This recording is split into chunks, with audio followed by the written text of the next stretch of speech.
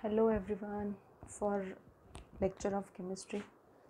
Again it is a revision lecture. ठीक है, फिर अल्डिहाइड्स कीटोन्स हमने कंप्लीट किया था. अब हम लोग थे कार्बोक्सिलिक एसिड पे. कार्बोक्सिलिक एसिड का जो इंट्रोडक्टरी पार्ट है वो हमने कंप्लीट किया था. स्ट्रक्चर ऑफ कार्बोक्सिलिक एसिड हमने कंपेयर किया था with aldehyde and ketone. Aldehyde और कीटोन में जो कार्बोनिल कार्बन होता है उसको हमने कंपेयर किया था कार्बोक्सिलिक एसिड वाले कार्बन से. इलेक्ट्रोफिलिसिटी कार्बोक्सिलिक एसिड के कार्बन की कम है देन अल्डिहाइड्स एंड कीटोन्स. ये डिस्कशन हमारा हो चुका था लास्ट लेक्चर में. नाउ यहाँ पे आगे हम डिस्कस करने वाले हैं. ऑब्वियसली मेथड ऑफ प्रिपरेशंस जो है वो हम डिस्कस करेंगे. मेथड ऑफ प्रिपरेशन कौन कौन से मेथड ऑफ प्रिपरेशन रहेंगे यहाँ पे. मेथड ऑफ प्रिपरेशन यहाँ पे आपको 6 मेथड ऑफ प्रिपरेशन मिलेंगे कार्बोक्सिलिक एसिड्स के. कार्बोक्सिलिक एसिड के मेथड ऑफ प्रिपरेशन जो भी है 6 के 6 ऐसे है कि काफ़ी सिंपल है, बट उसमें से 1-2-3 ऐसे है कि उसको थोड़ा डिटेल में एक्सप्लेन मैं करूँगी. बाकी के जो है वो काफ़ी सिंपल मेथड ऑफ प्रिपरेशन है. मतलब बाकी जो भी चैप्टर्स है उसमें आपने वो पढ़ भी रखी है. इसलिए अब हम हैं मेथड ऑफ प्रिपरेशन पे. मेथड ऑफ प्रिपरेशन सबसे पहले हम ये देखते हैं कि from primary alcohols and aldehydes. बोलने का उनका मतलब ये है कि प्राइमरी अल्कोहल्स जो होते हैं we know very well that reactions of alcohol में हमने ये चीज़ पढ़ी है. प्राइमरी अल्कोहल जो होते हैं उनको अगर प्रॉपर हम यहाँ पे ऑक्सीडाइजिंग एजेंट के कांटेक्ट में लाए, वहाँ पे KMnO4 है, HNO3 है, K2Cr2O7 है. ये जो पर्टिकुलर ऑक्सीडाइजिंग एजेंट्स होते हैं इनके कांटेक्ट में अगर प्राइमरी अल्कोहल वहाँ पे आ जाता है तो it will give you aldehyde. ठीक है, अल्डिहाइड वहाँ पे वो देगा. बट यहाँ तक रिएक्शन स्टॉप नहीं होती. अल्डिहाइड जो होगा वो अगेन ऑक्सीडेशन करेगा और ऑक्सीडेशन करने के बाद रिस्पेक्टिव कार्बोक्सिलिक एसिड आपको मिलेगा. ये एक रिएक्शन मैंने यहाँ पे आपको जस्ट समझाई है कि यहाँ पे पहले प्राइमरी अल्कोहल से अल्डिहाइड फॉर्म होता है एंड देन अल्डिहाइड से कार्बोक्सिलिक एसिड जो है वो आपका वहाँ पे फॉर्म होता है. ये जो रिएक्शन है ये आपको समझाने की ज़रूरत नहीं है. वैसे सिर्फ याद रखो ऑक्सीडाइजिंग एजेंट्स आपने कौन कौन से यूज़ किए हैं. ऑक्सीडाइजिंग एजेंट जो रहेंगे वो एसिडिक अल्कलाइन KMnO4, वहाँ पे K2Cr2O7, डाइल्यूट HNO3. ठीक है, ये सब जो है ये वहाँ पे एक्ट करेंगे एज अ ऑक्सीडाइजिंग एजेंट. पहले तो प्राइमरी अल्कोहल का कन्वर्जन आप अल्डिहाइड में करोगे, अल्डिहाइड को कन्वर्ट करोगे आप वहाँ पे कार्बोक्सिलिक एसिड में. That's it. ये है यहाँ पे आपका फर्स्ट मेथड ऑफ प्रिपरेशन. इसमें ज़्यादा हमें मतलब जो जैसे बोलते हैं कि फोकस देने की ज़रूरत नहीं है. ये मेथड ऑफ प्रिपरेशन बहुत सिंपल है. नेक्स्ट देखो ये सेकेंड वाली मेथड ऑफ प्रिपरेशन, ये काफ़ी इम्पॉर्टेंट मेथड है. From alkyl benzene.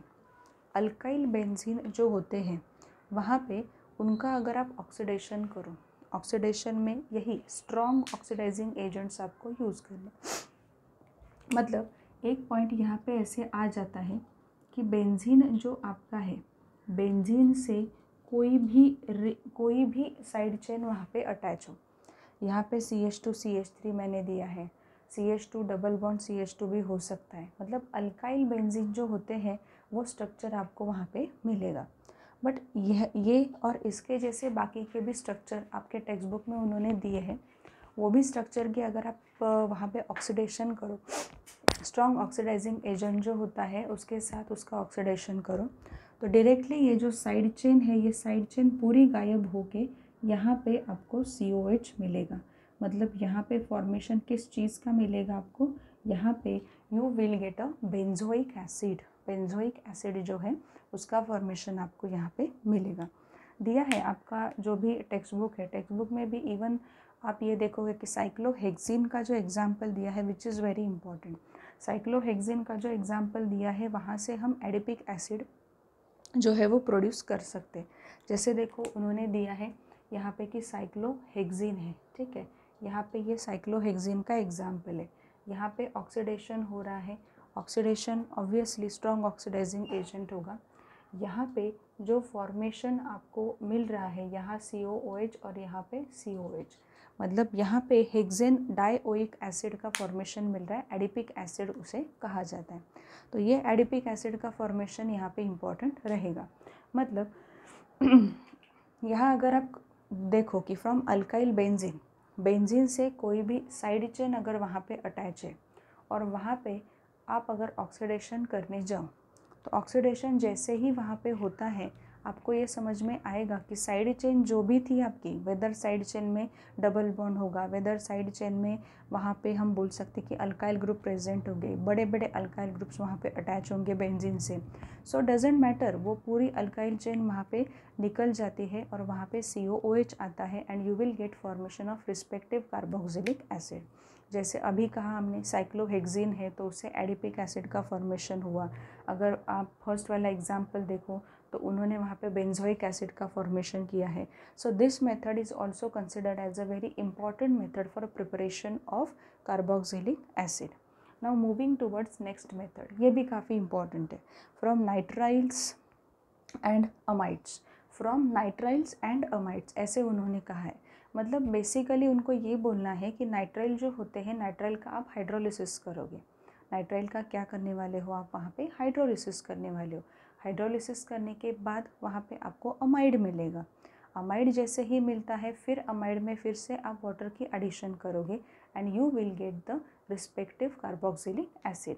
Let's see one example. एक एग्जाम्पल हम यहाँ पे जनरल वे में यहाँ पे लेके देखते हैं। चलो यहाँ पे अगर हमने देखा ये हमारा नाइट्राइल है, नाइट्राइल में हमने वाटर मॉलिक्यूल की एडिशन की है।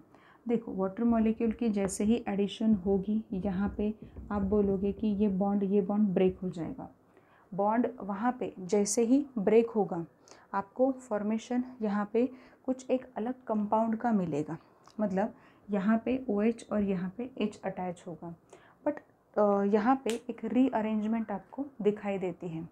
रीअरेंजमेंट किस तरीके से दिखाई देगी, आपको लास्ट में जो प्रोडक्ट मिलेगा, मतलब रीअरेंजमेंट करके जो प्रोडक्ट मिलेगा वो इस तरीके से होगा, RC+O NH2।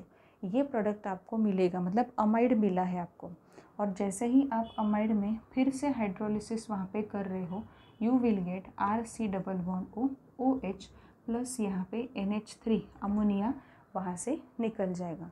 सो ये काफ़ी इम्पॉर्टेंट पॉइंट है, बट इसमें आपको एक चीज़ को याद रखना पड़ेगा। वो कौन सी चीज़ है, देखो सबसे पहले तो हम ये बोल रहे हैं कि यहाँ पे आपका जो भी ये वाला फैक्टर है, यहाँ पे जो भी हम देख रहे हैं कि यहाँ पे कार्बन और नाइट्रोजन की वहाँ पे देखो तो कार्बन पॉजिटिव होगा, नाइट्रोजन नेगेटिव होगा।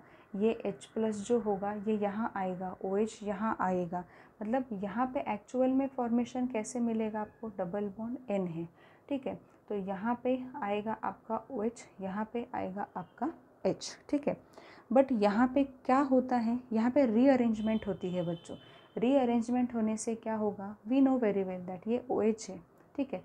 ये OH यहाँ पे क्या कैरी कर रहा है, यहाँ पे वहाँ पे वैलेंस इलेक्ट्रॉन से ये यहाँ जाएंगे और ये जो हाइड्रोजन ये जो पर्टिकुलर बॉन्ड है ये इस तरफ जाएगा, हाइड्रोजन इससे अटैच होगा। सो फॉर्मेशन आपको फाइनली मिलेगा C+O यहाँ पे NH2 ये होगा, ठीक है। जैसे हम टॉटोमराइजेशन जो है वो सीखते थे ना, तो it is sort of tautomerisation यहाँ पे दिखाई देगा। सो इंटरमीडिएट जो है वो तुरंत वहाँ पे कन्वर्ट होगा यहाँ पे कार्बोक्सिलिक एसिड में by addition of just water की एडिशन हो रही है, इसलिए हम हाइड्रोलिसिस बोल रहे हैं। हाइड्रेशन की केस कब होती है, जब अनसैचुरेटेड कंपाउंड होता है, मतलब अल्कीन है, सपोज अल्कीन में आप वाटर की एडिशन कर रहे हो तो it is hydration, it is not hydrolysis, ठीक है। हाइड्रोलिसिस में क्या होता है, हाइड्रोलिसिस में आपका कोई भी एक ऐसा कंपाउंड है जिसमें आप वाटर मॉलिक्यूल की एडिशन कर रहे हो तो वो हाइड्रोलिसिस वहाँ पे बन जाएगा। ये मेथड एक काफ़ी इम्पॉर्टेंट मेथड थी, जो है थर्ड मेथड ऑफ प्रिपरेशन। बोलने का मतलब उनका ये है कि नाइट्राइल होता है, नाइट्राइल पहले कन्वर्ट होता है अमाइड में और अमाइड बाद में कन्वर्ट हो जाता है कार्बोक्सिलिक एसिड में। दैट्स इट, कुछ करना नहीं है, बस वाटर मॉलिक्यूल ऐड करते जाओ हर एक स्टेप पे। यहाँ पे थोड़ा सा टॉटोमराइजेशन का पार्ट याद रखना होगा। यहाँ पे आपको अमाइड मिल गया और अमाइड में जैसे ही वाटर आप ऐड करते हो you will gate carboxylic acid. Next ये हमने यहाँ पे देखा। फोर्थ ये हम देखने वाले हैं, from acyl chloride and acid anhydride. अब यहाँ पे देखो असाइल क्लोराइड, यहाँ पे क्या करना क्या है आपको, यहाँ पे फिर से आपको हाइड्रोलिसिस ही करना होगा। यहाँ पे फिर से आपको क्या करना होगा, हाइड्रोलिसिस ही करना होगा। असाइल क्लोराइड मतलब क्या होगा, सपोज़ अगर मैंने यहाँ पे किया है कि ये जो है यहाँ पे इस तरीके से C+O है, यहाँ पे मैंने वाटर की एडिशन की है, तो प्रोडक्ट में क्या मिलेगा बच्चों आपको, प्रोडक्ट में C+OOH प्लस HCl यहाँ से फ्यूम्स के फॉर्म में बाहर निकल जाएगा। ये असाइल क्लोराइड है आपका, ठीक है। जैसे हम यहाँ पे बोल सकते थे कि यहाँ पे हमने एसिड अनहाइड्राइड भी अगर लिया होता, एसिड अनहाइड्राइड भी अगर हमने लिया होता, मतलब एसिड अनहाइड्राइड में जैसे हम वहाँ पे लेते वाटर के एडिशन करते हैं तो 2 यूनिट्स आपको मिलते हैं टिपिकल कार्बोक्सिलिक एसिड के। यहाँ पे ईस्टर भी होता है, ईस्टर में भी आप हाइड्रोलिसिस अगर करो, जैसे फॉर एग्जांपल देखो यहाँ पे RC+O ये ईस्टर है, ठीक है। तो ईस्टर में भी अगर आप वहाँ पे हाइड्रोलिसिस करते हो क्या मिलेगा आपको, RC+O यहाँ पे OH, यहाँ पे R-OH, ये आपको यहाँ पे मिलेगा। एक्चुअल में ये क्या है, ये एस्टरिफिकेशन का रिवर्स प्रोसेस है। एस्टरिफिकेशन क्या होता है बच्चों, एस्टरिफिकेशन का मतलब क्या होता है कि कार्बोक्सिलिक एसिड और अल्कोहल एक दूसरे के साथ रिएक्ट करते हैं, वहाँ पे ईस्टर फॉर्म होता है और वाटर मॉलिक्यूल फॉर्म होता है। तो देखो ना आप यहाँ पे थोड़ा सा अगर आप अच्छे से देखो तो आपको समझ में आ जाएगा। यहाँ पे वाटर है, यहाँ पे ईस्टर फॉर्म हुआ है, ये रिवर्स रिएक्शन भी वहाँ पे हो सकती है। और हम ये भी बोल सकते हैं यहाँ पे कि फॉरवर्ड डायरेक्शन में जो रिएक्शन हो रही है वो in presence of dilute H2SO4 है, बैकवर्ड फॉर्म में जो रिएक्शन आ रही है वो in presence of concentrated H2SO4 है। सो ये एक पॉइंट इम्पॉर्टेंट है कि ईस्टर से भी आप कार्बोक्सिलिक एसिड का प्रिपरेशन कर सकते हो। Method of preparation they are going to be very very simple for carboxylic acid. Carboxylic acid में ये जो ईस्टर दिया है, ये ईस्टर की 5th मेथड ऑफ प्रिपरेशन हमने अभी कंप्लीट की। अब ईस्टर में और भी वहाँ पे कुछ होता है, मतलब जैसे देखो RC+O है, यहाँ पे O और R-, यहाँ पे अगर आप अल्कली का यूज़ करते हो, अल्कली का अगर आप यहाँ पे यूज़ करते हो क्या मिलेगा आपको, यहाँ पे RC+O O- Na+C मिलेगा और यहाँ पे H2 का फॉर्मेशन मिलेगा, ठीक है। तो H2 नहीं सॉरी, यहाँ पे होगा R-OH का फॉर्मेशन आपको मिलेगा। जैसे ही आप यहाँ पे एसिड हाइड्रोलिसिस करोगे वैसे ही आपको RC+OOH प्लस NaCl अगर आप HCl लिया है तो, मतलब यहाँ पे ईस्टर जो है ना, ईस्टर में भी हम क्या कर सकते हैं, यहाँ पे कार्बोक्सिलिक एसिड फॉर्म कर सकते हैं with the help of NaOH। NaOH का इस्तेमाल आप यहाँ पे करोगे। एंड यहाँ पे हम ये बोल सकते हैं कि यहाँ पे सोडियम प्रोपियोनेट यहाँ पे फॉर्म, सोडियम जो भी कार्बोक्सिलिक एसिड है, सपोज प्रोपियोनिक एसिड ले तो सोडियम प्रोपियोनेट वहाँ पे फॉर्म हुआ है as given in your textbook. So ये जो भी पर्टिकुलर केस है कि अल्कलाइन हाइड्रोलिसिस जो होता है ईस्टर का, उसे क्या कहा जाता है, सैपोनिफिकेशन कहा जाता है। यही रिएक्शन होती है जो हम कहाँ यूज़ करते हैं, सोप प्रिपरेशन में यूज़ करते हैं। इसलिए हम ये बोलते हैं कि sodium salt of higher fatty acids उनको कहा जाता है, sodium salt of higher fatty acids are nothing but वहाँ पे सोप होते हैं। तो यही रिएक्शन है सैपोनिफिकेशन में यूज़ होगी। ईस्टर है, ईस्टर को एक्वस NaOH के साथ रिएक्ट करवाओ, NaOH की जगह पे आप KOH भी ले सकते हो, डजेंट मैटर, KOH भी वहाँ पे चल सकता है। सो वहाँ पे फॉर्मेशन होगा sodium salt of that carboxylic acid and then particular अगर उसका एसिड हाइड्रोलिसिस करो then you will get your particular acid back. तो ये एसिड यहाँ पे फिर से आपको मिल जाता है। तो ये है method of preparation from ester. हर जगह पे देखो बहुत सी जगह ऐसी है कि यहाँ पे हमने हाइड्रोलिसिस किया है, यहाँ भी हाइड्रोलिसिस है, यहाँ भी हाइड्रोलिसिस हम कर रहे हैं, ठीक है। बस यहाँ पे प्राइमरी अल्कोहल एंड अल्डिहाइड पे हमने ऑक्सीडेशन किया था, अल्काइल बेंजीन का ऑक्सीडेशन किया था, स्ट्रॉन्ग ऑक्सीडाइजिंग एजेंट्स वहाँ पे यूज़ किए थे, अल्कलाइन एसिड मतलब अल्कलाइन वहाँ पे KMnO4, वहाँ पे K2Cr2O7 डाइल्यूट HNO3, ये हमने वहाँ पे यूज़ किया था। Now next method of preparation which is again a very important method of preparation कि यहाँ पे from dry ice carboxylation of Grignard reagent। GR का मतलब क्या होता है बच्चों, कार्बोक्सिलेशन ग्रिग्नार्ड रिएजेंट GR वहाँ पे मैंने लिखा है। तो ड्राई आइस क्या है? ड्राई आइस मतलब क्या है? CO2 ही तो होता है, वो सॉलिड फॉर्म वाला वहाँ पे CO2 है। तो CO2 का यूज़ हम वहाँ पे कर रहे हैं। बट यहाँ पे हमने कहा है कार्बोक्सिलेशन ऑफ ग्रिग्नार्ड रिएजेंट, मतलब आपका जो ग्रिग्नार्ड रिएजेंट होगा ना उसमें कार्बोक्सिल ग्रुप आप ऐड करोगे। आप क्या करोगे? ऐड करोगे। जैसे देखो, अगर सपोज मैंने कहा RMgX है, हमें पता है ये पॉजिटिव है और ये क्या है? नेगेटिव है, plus C double bond O, ये CO2 का स्ट्रक्चर मैंने बनाया। अब ये अगर यहाँ पे नेगेटिव है, ठीक है, तो ये कार्बोनिल कार्बन पे अटैक करेगा, ये ऑक्सीजन निकलेगा। देखो क्या होगा आगे। यहाँ पे अगर हमने देखा तो इस तरीके से R है, ठीक है, यहाँ पे C डबल बॉन्ड O है, यहाँ पे O माइनस हो जाएगा, वो MgX के साथ अटैच होगा, MgX करके, ठीक है। मतलब हुआ क्या, ये ग्रिग्नार्ड रिएजेंट जो था इनके बीच में C डबल बॉन्ड O हमने ऐड किया, कार्बोक्सिलेशन उसे कहा जाता है। तो ये जो है यहाँ पे जो वही प्रोडक्ट फॉर्म हुआ है, ठीक है, उसका आप हाइड्रोलिसिस करोगे in presence of dilute HCl, you will get a particular carboxylic acid. Carboxylic acid वहाँ पे मिलेगा। बट एज हम वहाँ पे ग्रिग्नार्ड रिएजेंट का कार्बोक्सिलेशन कर रहे हैं ना, तो ये रिएक्शन होगी in presence of dry ether.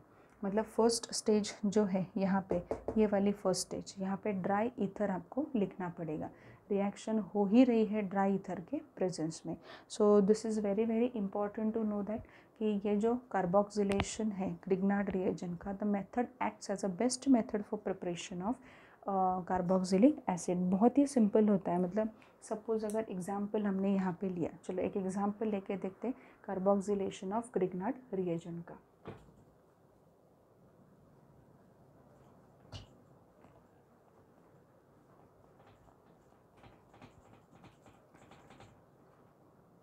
देखो हम एक एग्जाम्पल लेके देखते हैं कार्बोक्सिलेशन का, ठीक है। सपोज RMgX है, CH3MgX प्लस ड्राई आइस मतलब कार्बन डाइऑक्साइड। कार्बन डाइऑक्साइड को ऐसे लिखना है हमें, ठीक है। अब आगे देखो, आगे रिएक्शन आपकी हो रही है ड्राई ईथर के प्रेजेंस में। ये पॉजिटिव पार्ट है, ये नेगेटिव पार्ट है। ये पार्ट यहाँ कार्बन की तरफ आएगा, ये बॉन्डेड जो इलेक्ट्रॉन है ऑक्सीजन लेके भागेगा।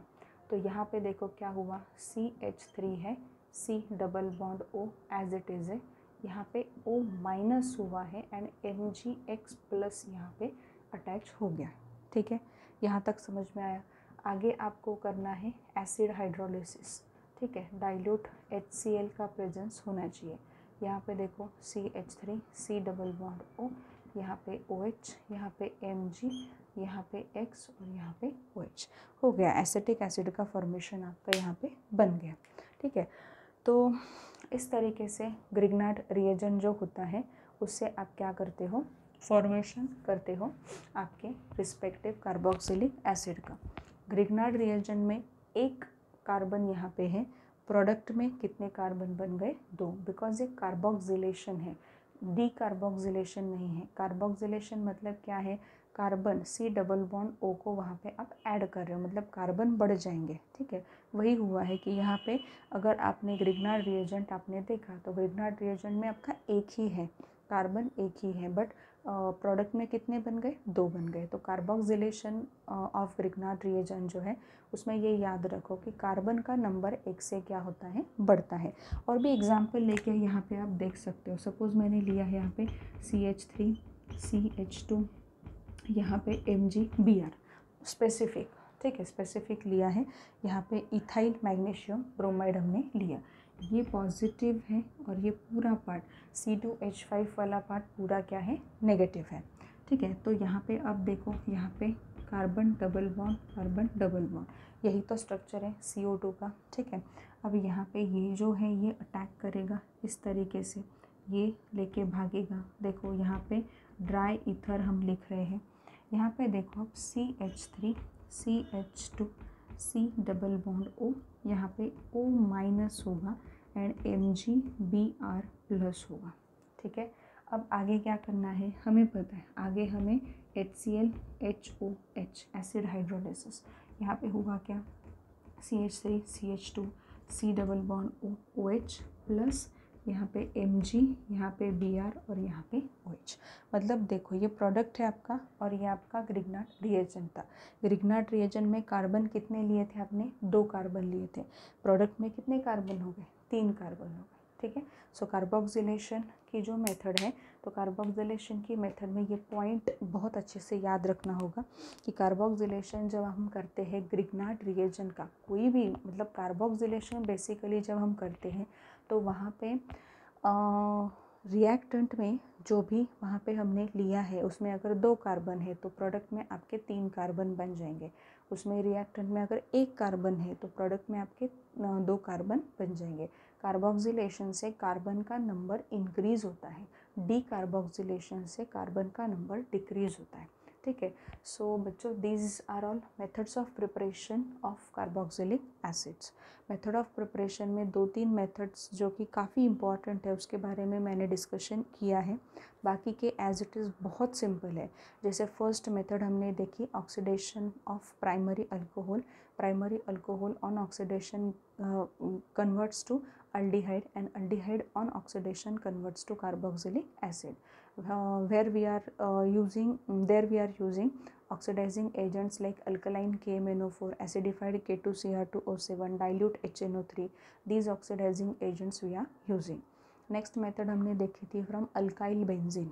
अल्काइल बेंजीन, बेंजीन से कोई भी चेन अटैच हो, वो चेन कितनी भी अल्काइल चेन बड़ी हो, उसमें चाहे डबल बॉन्ड का प्रेजेंस हो, उसमें व्हाटएवर इट में भी कुछ भी वहाँ पे अगर हो तो वो पर्टिकुलर जो भी चेन है वो निकल जाती है और वहाँ पे क्या आ जाता है, COOH वहाँ पे आ जाता है।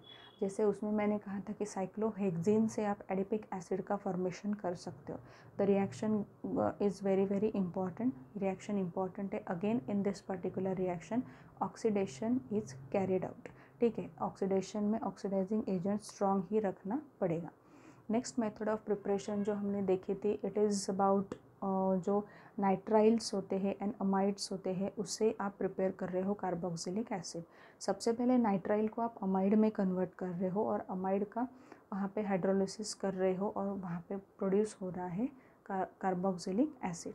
हाइड्रोलिसिस स्टार्ट हो गया। नेक्स्ट फोर्थ जो हाइड्रोलिसिस देखा, असाइल क्लोराइड है। ठीक है, मतलब एसिटिल क्लोराइड एग्जाम्पल दिया था, अनहाइड्रेट का एग्जाम्पल मैंने दिया था, उनका हाइड्रोलिसिस करके आप कार्बोक्सिलिक एसिड बना सकते हो। नेक्स्ट है ester. To be very specific, saponification की रिएक्शन इसी तरीके से होती है। ईस्टर जो होते हैं, ईस्टर में सबसे पहले आपको अल्कली यूज़ करना है। अल्कली यूज़ करने के बाद sodium salt of carboxylic acid आपको मिलेगा। देन आगे आपको रिएक्शन कैरी आउट करनी है वहाँ पे एसिड हाइड्रोलिसिस। एसिड हाइड्रोलिसिस से you will get your carboxylic acid. So this particular reaction, conversion of this ester to a particular sodium salt of carboxylic acid, the reaction is used in the preparation of soap। ठीक है, तो saponification में ये reaction use हो रही है। ये एक यहाँ पे है हाइड्रोलिसिस का ही part. And last but not the least, वो हाइड्रोलिसिस की तरह भी नहीं एक्ट हो रहा, वो ऑक्सीडेशन भी वहाँ पे नहीं है, it is just a carboxylation. Carboxylation of Grignard reagent. Grignard, इसमें सिर्फ याद रखने का यही एक तरीका है, ग्रिग्नार्ड रिएजेंट में कौन सा पॉजिटिव पार्ट है कौन सा नेगेटिव पार्ट है वो याद रखो। और जो भी कार्बन डाइऑक्साइड का स्ट्रक्चर आपको याद रखना होगा, C डबल बॉन्ड O और यहाँ पे भी double bond O। Carbon electrophilic nature दिखाएगा ही, बिकॉज दोनों तरफ वहाँ पे ऑक्सीजन अटैच्ड है, तो कार्बन तो इलेक्ट्रोफिलिक वहाँ पे बनेगा ही। So in this way you have to identify कि सपोज़ अगर मैंने आपको कहा है कि मिथाइल मैग्नीशियम हलाइड मैंने लिया है as a Grignard reagent, and which acid is going to form from this particular Grignard reagent, acetic acid form होगा। अगर मैंने यहाँ पे लिया है इथाइल मैग्नीशियम हलाइड, ठीक है, तो हलाइड चेंज हो सकता है, तो उससे कौन सा एसिड फॉर्म होगा आपका वहाँ पे, उससे जो एसिड फॉर्म होगा वो यहाँ पे प्रोपियोनिक एसिड वहाँ पे फॉर्म होगा। सो इस तरीके से याद रखो कि कार्बोक्सिलेशन जो होता है ग्रिग्नार्ड रिएजेंट का, तो ग्रिग्नार्ड रिएजेंट के कार्बोक्सिलेशन में ग्रिग्नार्ड रिएजेंट में जितने कार्बन हैं उससे एक कार्बन और ज़्यादा हो जाता है कार्बोक्सिलिक एसिड में, ठीक है। Grignard reagent, carboxylic acid. Grignard reagent में अगर एक कार्बन है तो रिस्पेक्टिव फॉर्म्ड कार्बोक्सिलिक एसिड में 2 कार्बन रहेंगे। ग्रिग्नार्ड रिएजेंट में अगर 2 कार्बन है तो रिस्पेक्टिव कार्बोक्सिलिक एसिड जो फॉर्म होगा उसमें 3 कार्बन रहेंगे। इस तरीके से आपको वहाँ पे याद रखना पड़ेगा। So these are all method of preparation of Grignard reagent. Now we will talk about some physical properties of carboxylic acids, which are very important. Again, physical property, don't skip the part of physical properties of any organic compound. It helps us to identify exactly which reaction takes place in that particular organic compound. So physical property को कभी भी skip नहीं करना है. Physical properties are going to be very very very important. उस पर MCQ type of questions आते हैं और बहुत से बच्चे ऐसे होते हैं कि फिज़िकल प्रॉपर्टीज़ को बहुत आसानी से क्या कर देते हैं, स्किप कर देते हैं. So it should not happen. Physical property में जितना मैं आपको बता रही हूँ उतना एटलीस्ट याद रखो तो भी काम आपका आसान हो सकता है. So now let's move towards physical properties of carboxylic acids. So यहाँ पे फिज़िकल प्रॉपर्टीज़ का हम डिस्कशन कर रहे हैं. फिज़िकल प्रॉपर्टीज़ में basically boiling point and solubility जो है उस पर डिस्कशन होगा. बॉइलिंग पॉइंट के बारे में मैंने यहाँ पे लिखा नहीं है, मतलब पूरा डिटेलिंग नहीं किया है. सोल्यूबिलिटी का भी डिटेलिंग नहीं किया. मैं बता दूँगी आपको ओरली कि क्या एग्जैक्टली हो रहा है. लोअर एलिफेटिक कार्बोक्सिलिक एसिड जो होते हैं, ठीक है, वो वहाँ पे अगर देखो तो कलरलेस लिक्विड्स होते हैं. कलरलेस लिक्विड्स है. They are having pungent smell. Pungent smell उनका होता है. Higher members of aliphatic carboxylic acid odourless, पूरी तरीके से ओडरलेस होते हैं. And they are available in the form of waxy solids. Wax like solid जो होता है उस फॉर्म में वो आपको हायर एलिफेटिक कार्बोक्सिलिक एसिड्स मिलते हैं. Boiling point of carboxylic acids are higher. अब मैं ये एक्सप्लेन कर रही हूँ, प्लीज़ अगर आपको नोट डाउन करने हैं कोई पॉइंट तो आप नोट डाउन कर सकते हो. Boiling point of carboxylic acid जो होता है it is higher than that of aldehyde, ketone. Then उसके बाद आप बात कर रहे हो अल्कोहल की, इवन जो ईथर है उसकी अगर बात करो तो कार्बोक्सिलिक एसिड का बॉइलिंग पॉइंट जो होता है वो काफ़ी हाई होता है. अब ऐसा क्यों? एक्चुअल में कार्बोक्सिलिक एसिड का बॉइलिंग पॉइंट इतना हाई क्यों होता है? रादर आपके टेक्स्ट बुक में उन्होंने कंपैरिजन की है कि कंपैरेबल मासेस जो होते हैं उनके कीटोन लिए, अल्डिहाइड लिए हैं, कार्बोक्सिलिक एसिड लिए हैं, और वहाँ पे दिखाई दे रहा है आपको कि कार्बोक्सिलिक एसिड जो होते हैं उसका बॉइलिंग पॉइंट बहुत ज़्यादा है. अब कार्बोक्सिलिक एसिड का बॉइलिंग पॉइंट जो होता है वो ज़्यादा होने के 2 रीज़न्स होते हैं. एक तो सबसे पहले कार्बोक्सिलिक एसिड जो होता है वो वहाँ पे अगर देखो तो एग्रीगेशन वहाँ पे वो कर लेता है, मॉलिक्यूल का एग्रीगेशन हो जाता है, ठीक है. अगर अप्रोटिक सॉल्वेंट आप लो या वेपर फेज में अगर आप बात करो तो वहाँ पे specifically dimer formation, trimer formation मिलता है. मतलब कार्बोक्सिलिक एसिड का एक मॉलिक्यूल दूसरे मॉलिक्यूल के साथ अटैच हो जाता है. तो ये जो फॉर्मेशन हुआ इसको डाइमर कहा जाता है. जो मैंने यहाँ पे दिखाया है देखो कि एक कार्बोक्सिलिक एसिड यहाँ पे दिखाई देगा, दूसरा कार्बोक्सिलिक एसिड यहाँ पे दिखाई देगा.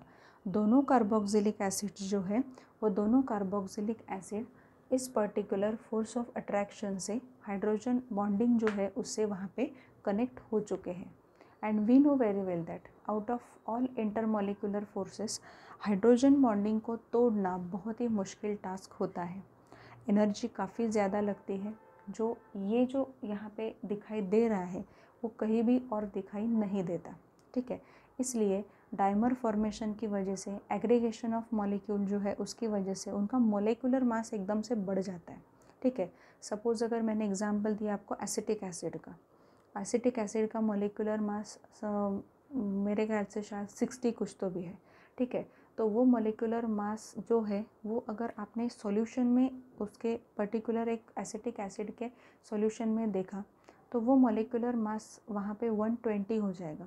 अब 120 डबल होने का क्या मतलब हुआ, एसिटिक एसिड तो 60 ही था, ऐसा नहीं है। एसिटिक एसिड जब हम वहाँ पे डालते हैं तो मोलेकुलर मास जो हमने जो देखा है वो मोलेकुलर मास एंड जो वहाँ पे एक्चुअल में सॉल्यूशन में मिल रहा है उसमें डिफरेंस आ जाता है। किस चीज़ की वजह से, इसी की वजह से वो डाइमर फॉर्म कर लेते हैं। वहाँ पे डाइमर मतलब क्या है, सपोज 2 एसिटिक एसिड के मॉलिक्यूल हैं, वो हाइड्रोजन बॉन्डिंग से एक दूसरे से क्या होते हैं, अटैच होते हैं and they seem to be a single molecule. ठीक है, सो इसे डाइमराइजेशन कहा जाता है। 3 आ गए तो ट्राइमराइजेशन। ठीक है, इस तरीके से। सो यहाँ पे इस चीज़ की वजह से उसका मॉलिक्यूलर मास भी बढ़ता है। ऑब्वियसली हाइड्रोजन बॉन्डिंग को तोड़ना आसान नहीं है, तो वहाँ पे आपका बॉइलिंग पॉइंट भी क्या हुआ, इंक्रीज़ हुआ। ठीक है, तो इस वजह से बॉइलिंग पॉइंट इंक्रीज़ होता है। और एक पॉइंट यहाँ पे है कि यहाँ पे अगर हम बात करते हैं सोल्यूबिलिटी की, ठीक है, सोल्यूबिलिटी में ये दिखाई देता है कि लोअर मेंबर्स जो होते हैं, मतलब C9 तक, कार्बन नंबर 9 तक लोअर मेंबर्स जो वहाँ पे होते हैं, वो लोअर मेंबर्स जो होते हैं ना, वाटर के साथ वो मिसिबल नेचर दिखाते हैं, मिसिबल हो जाते हैं। पर जैसे जैसे वहाँ पे मॉलिक्यूलर मास बढ़ता जाता है, जैसे जैसे कार्बन का नंबर बढ़ता जाता है, कार्बोक्सिलिक एसिड की सोल्यूबिलिटी जो है वाटर में वो डिक्रीज़ होने लगती है। कार्बोक्सिलिक एसिड बेसिकली कुछ ऑर्गेनिक सॉल्वेंट्स में क्या हो सकता है, वहाँ पे सोल्यूबल हो सकता है। अब यहाँ पे ये जो पर्टिकुलर है कि सपोज़ यहाँ पे हमने देखा lower aliphatic carboxylic acid they show miscible nature और they show solubility with the water. ऐसा क्यों? देखो वाटर मॉलिक्यूल यहाँ पे दिया है, वाटर मॉलिक्यूल के साथ ये क्या बना सकते हैं, वहाँ पे हाइड्रोजन बॉन्डिंग दिखा सकते हैं। रादर हम ये बोल सकते हैं कि वहाँ पे एसिड और वाटर जो है उसमें बॉन्डिंग आपको दिखाई देगी। इस चीज़ की वजह से वहाँ पे लोअर मेंबर जो होते हैं उनकी सोल्यूबिलिटी बढ़ती है।